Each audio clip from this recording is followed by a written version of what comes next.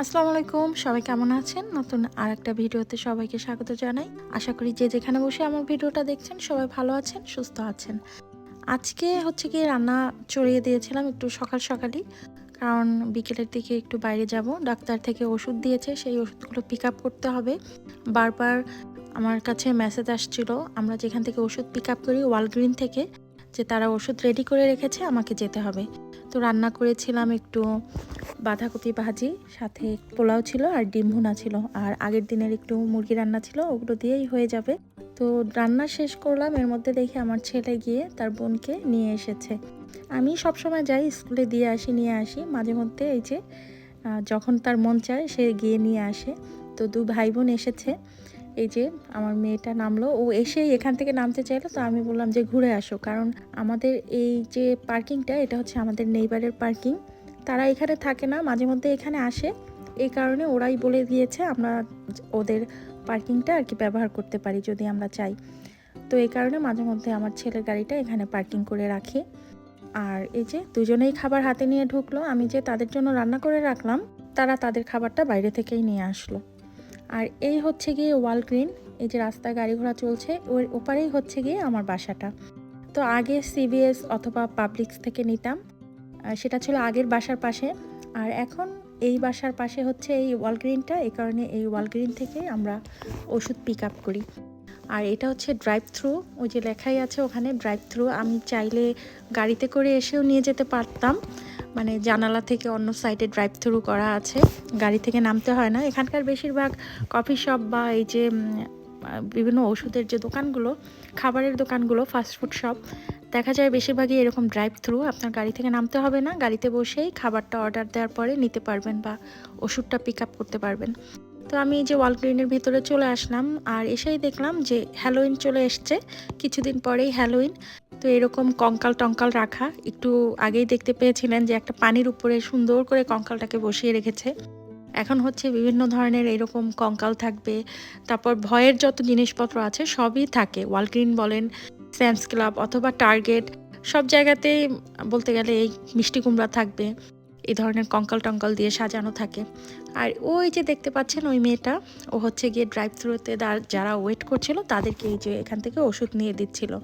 তো আমি আবার একটু ভেতরে আসলাম, কারণ আমার টুকিটাকি আরও কিছু জিনিস নিব এখান থেকে।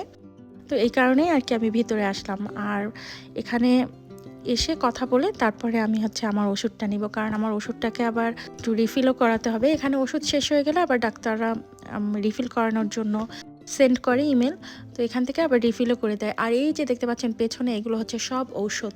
এখানে ডাক্তারের চেম্বারে ওইখানে শুধু ওষুধটা প্রেসক্রিপশন করে দেয়, আর আমাদেরকে এখান থেকে এসে ওষুধটা পিক আপ করতে হয়।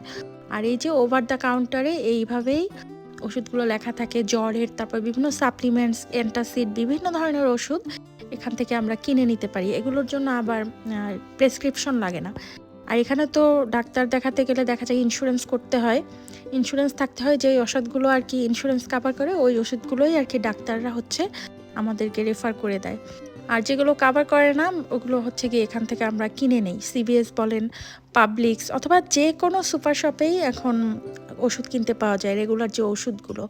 সিভিএস আর ওয়ালগ্রিন এই দুটা হচ্ছে গিয়ে শুধু ওষুধের জন্যই।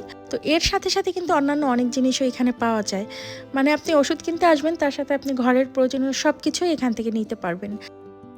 যেমন এই শেলফে অনেক খাবার ছিল রাখা, পাস্তার জন্য পাস্তার সস ছিল, তারপরে এই যে টুনার ক্যান ছিল, সাথে বিভিন্ন ধরনের স্ন্যাক্স আইটেম তো ছিলই, মানে একই জায়গা থেকে আপনি অনেক কিছুই নিতে পারবেন। তারপরে এই যে ফ্রুটস ছিল কাটা, ক্যান ফুডগুলো সব এখানে ছিল, চিপস থেকে শুরু করে মেকআপ সামগ্রী, তারপর টয়লেট পেপার, টিস্যু পেপার, খাবার দাবার। এখানে মানুষ তো ক্যান ফুডগুলো খেতে বেশি পছন্দ করে, সব কিছুই এখানে পাওয়া যাবে, ফ্রোজেন পিৎজা, আইসক্রিম।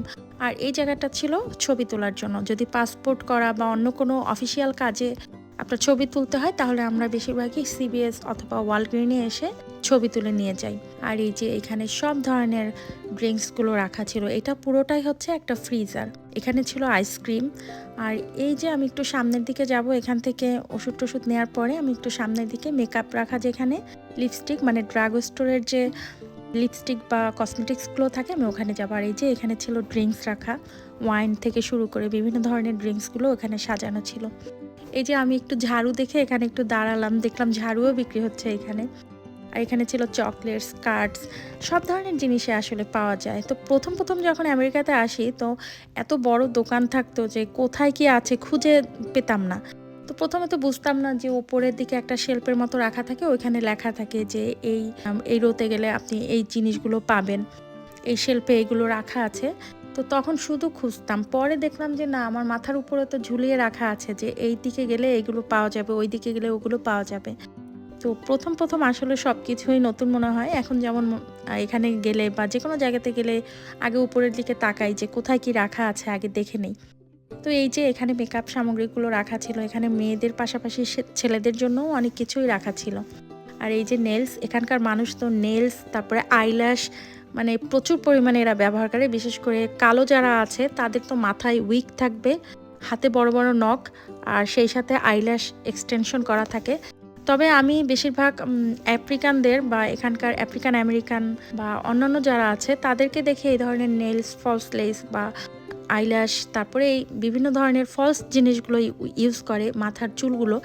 কিন্তু যারা সাদা আছে তারা খুব বেশি মাথায় উইক টুইক এগুলো পরে না, আইল্যাশও খুব একটা বেশি এক্সটেনশন করে না, শুধু একটু নেল পলিশটা ইউজ করে, নেল পলিশ, লিপস্টিক বা হালকা মেকআপ। তবে ওই যে আফ্রিকান আমেরিকান যারা, তারা হচ্ছে বেশিরভাগই এই উইক ব্যবহার করে, ফলস নেলস, তারপর আইল্যাশ এক্সটেনশন এগুলো করে। মানে যার যার পছন্দ আর কি, এক এক ধরনের কালচার থেকে এক একজন আসা, তো যার যেটা ভালো লাগে।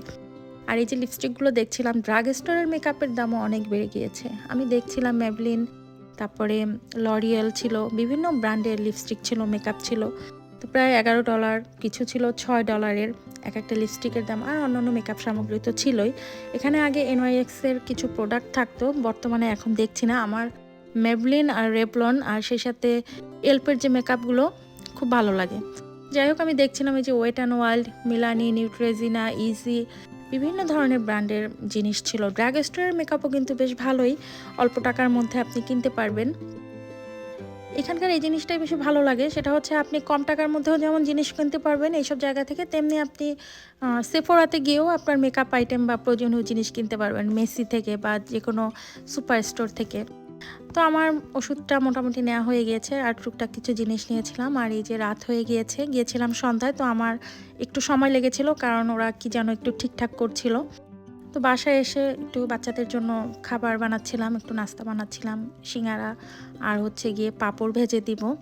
তো যাই হোক, ওষুধটা বাসায় নিয়ে এসেছি, আর এভাবেই আমরা এখান থেকে ওষুধ পিক আপ করি।